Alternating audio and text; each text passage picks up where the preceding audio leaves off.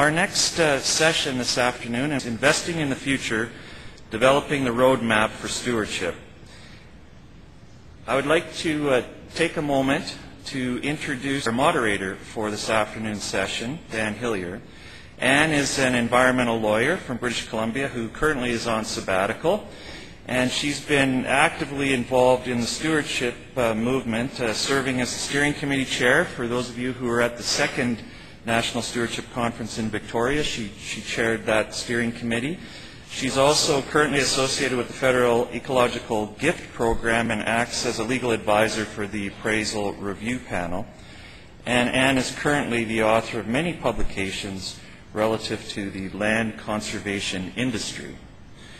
Will you please join me in welcoming Ms. Anne Hillyer?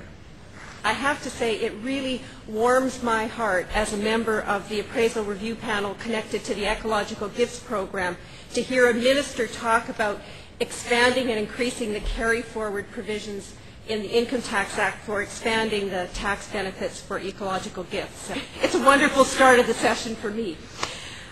So I'd like to begin by welcoming all of you to Investing in the Future, Developing the Roadmap for Stewardship.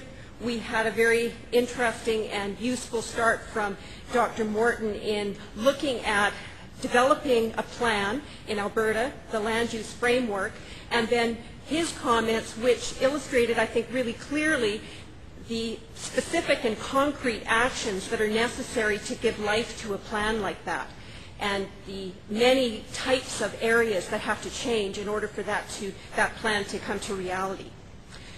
So I'd like to begin our roadmap session today, first of all, by congratulating the organizers of this conference for such a successful 4th National Stewardship Conference in Canada. And I'd also like to thank the organizers for asking me to participate in this roadmap session, which I think is a very important portion of the conference as the moderator. The purpose of this session is to continue developing a product of this conference that will identify the path forward to strengthen stewardship in Canada, that will take us beyond the conference and chart a course for taking actions to address the challenges identified at this and previous stewardship conferences. I'd just like to outline quickly how I see this session operating. I want to ensure that we develop a collective picture of what this roadmap is. I'd like us to quickly review as a group the current 6 recommendations that have been placed before us in the report, and talk about whether those are a complete picture. I'd like to touch briefly on some examples of the actions that have been discussed in support of those recommendations, actions that have been discussed at the conference and that were discussed by others prior to the conference, and look at some of the recurring themes that have developed through the input so far. I'd like to outline the process to date of the development of the beginnings of the roadmap and the process that we're going to follow today and over the next while to the completion of the roadmap. The important part of this session will be hearing from you, your thoughts and ideas about actions in support of this roadmap, your ideas about specific actions in particular, your thoughts about the overall package of recommendations that we want to go forward with, and your expressions of interest in participating, either as individuals or organizations, in the development, the continuing development of the actions that will be identified in the roadmap. We are going to be helped in our work by some thoughts about building a roadmap, both from Marion Weber and Patricia Farnese. They're going to give us some initial comments to inspire our thinking and discussion. And then at the closing of the period of time that we have available for comments from you, we're going to receive some additional comments from Stu Hiltz, who of course was the chair of the first National Stewardship Conference in Canada, and he's going to provide us with some inspiration for the near future. I'll introduce those people specifically before their comments. Throughout this conference, I have once again been deeply impressed by the depth and breadth of stewardship activities throughout this country.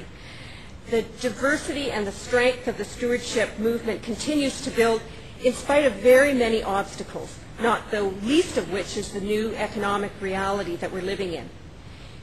In addition to learning a lot more about many activities and programs that continue to deliver impressive results in the country, I'm struck by the evolution of the discussion over the last 4 national stewardship conferences. I think we've moved from largely reporting on programs and projects activities to also defining the role of stewardship in a larger context within conservation, and by defining specific issues that are very relevant to that on-the-ground activity: ecological goods and services, economic costs and benefits, how we position stewardship within larger public policy issues, and building on widespread public support. And during the life of these 4 national stewardship conferences, we've also seen the development of some very important strategic alliances, like the development of the Canadian Land Trust Alliance, which provides much needed support to the land trust movement across the country. But there have been many comments made both prior to and during the conference about the need for more action and more effective action in the short and the long term to strengthen and expand the work being done across the country, to maximize the benefits of that work, to inspire others to become involved in stewardship, and to realize greater impacts across the landscape from the cumulative effects of that work. So creating a roadmap to take us into the future allows us a very real opportunity then to do more than just report on what happened at the conference, reporting on the very many activities, programs, and ideas that have been discussed. And although the roadmap will result in a document coming out of the conference, it will be more than conference proceedings. It will set out concrete recommendations for specific actions for the future. I was the chair of the steering committee at the 2nd National Stewardship Conference in Victoria in 2003, and we talked about a process like this in planning for the conference, and we tried to pollinate the conference with the notion of building a package of recommendations that would lead to an action plan after the conference was over.